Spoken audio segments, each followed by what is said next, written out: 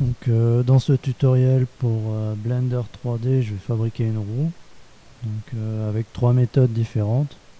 Donc, dans cette première partie, je vais juste extruder une forme que j'aurais créée à partir d'un cercle. Donc, je commence ensuite. Normalement, à l'ouverture de Blender, on se trouve dans cette situation. Avec la molette, je peux dézoomer la scène. J'ai trois objets. Donc, je vais laisser les objets de référence ou pas. Je vais tout supprimer. Voilà. Sup. Entrée. J'ai tout sélectionné à l'aide de Shift, bouton droit de la souris. Le bouton gauche me permet de positionner un objet qui s'appelle le curseur 3D qui va me servir plus tard. En l'occurrence maintenant, Shift S me permet de positionner le curseur 3D au centre de la grille. Voilà. Et donc quand je crée un nouvel objet, en fait il apparaît au niveau du curseur 3D. Donc, si je fais Shift A, alors ici je suis en mode objet. Object mode. Voilà. Je fais Shift S, curseur to center.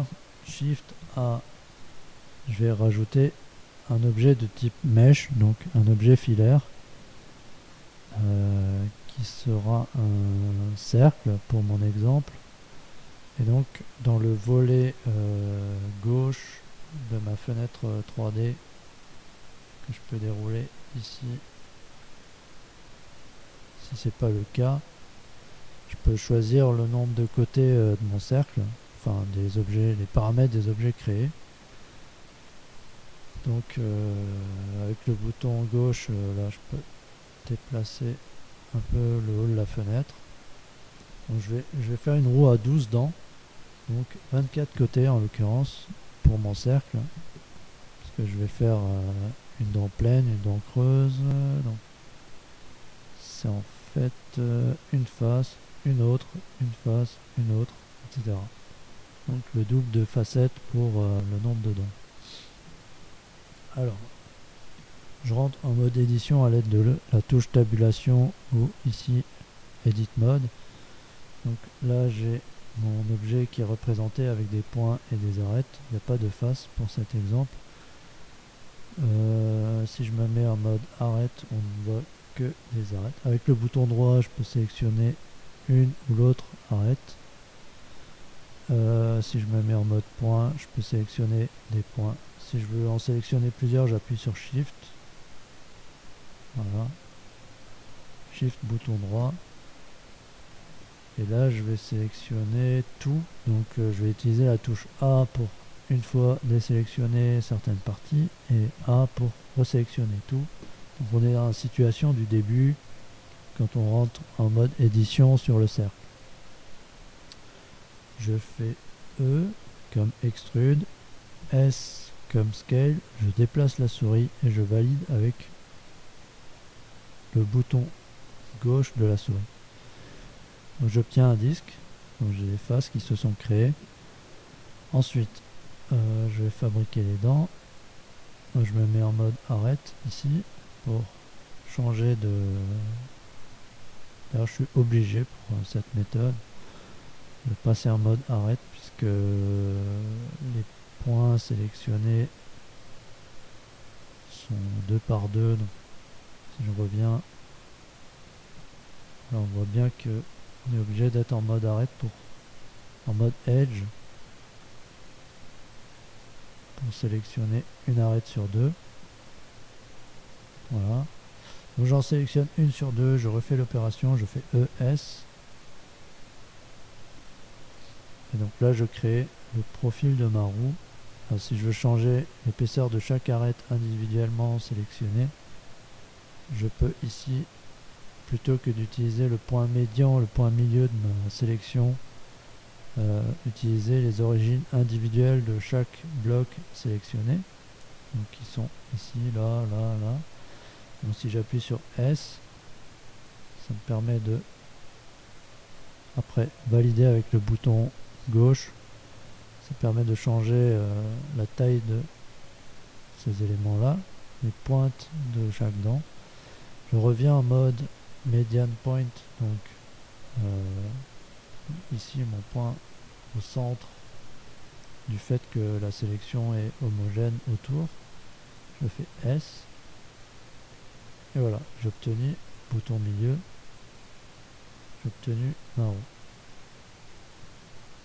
Le profil de la roue plutôt.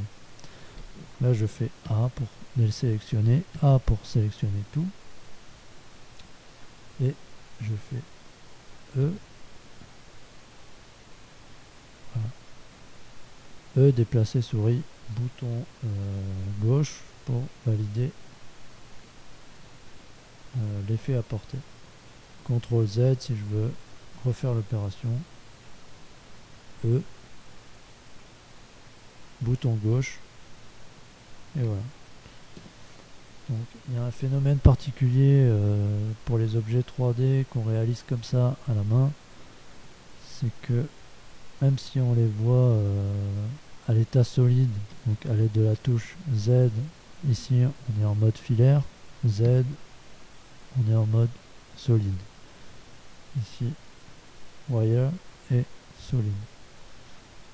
On va rester là-dessus. Alors, il y a un détail particulier, c'est l'orientation des faces de l'objet, puisque une face est soit orientée vers l'extérieur, soit orientée vers l'intérieur. Si la notion d'extérieur-intérieur existe, ici je peux afficher les normales, donc l'orientation des faces, et je vois que toutes les faces sont orientées vers l'intérieur, puisqu'il n'apparaît aucun vecteur. Normalement on a des petits traits bleus qui apparaissent là. Donc à l'aide de la touche A, je vais désélectionner, resélectionner tout, et je vais faire CTRL N pour homogénéiser les normales, donc pour faire que toutes les faces sont orientées vers l'extérieur et qu'il n'y en ait pas certaines qui soient orientées vers l'intérieur, et là toutes étaient orientées vers l'intérieur. Là j'obtiens un objet normalement constitué. Donc avec Z, je vois que j'ai pas de face à l'intérieur de l'objet. Alors si c'était le cas, on verrait par exemple ceci. Je suis en Edge, je sélectionne ça, ça. Ici, deux arêtes, je fais F pour faire une face à l'intérieur. Si je sélectionne tout avec A, je vois ici en transparence, c'est-à-dire en l'absence de l'affichage solide en wireframe, je vois que j'ai une face ici à l'intérieur. Si c'est le cas, je me mets en mode face, je peux la sélectionner avec le bouton droit de la souris, ici, et appuyer sur Supr, et je sélectionne Only Faces pour supprimer juste cette face. Voilà. Donc j'ai un objet qui est couvert de faces uniquement orientées vers l'extérieur, c'est parfait. Donc, Z, voilà, j'ai une roue correctement réalisée. Alors, des avantages de cette méthode, c'est la simplicité. Les avantages, c'est la précision de la réalisation des dents. C'est pas sûr que ça respecte des cotes, ou ça va être difficile de faire quelque chose de propre. Donc là, c'est juste, c'est représentatif. Voilà pour cette première partie.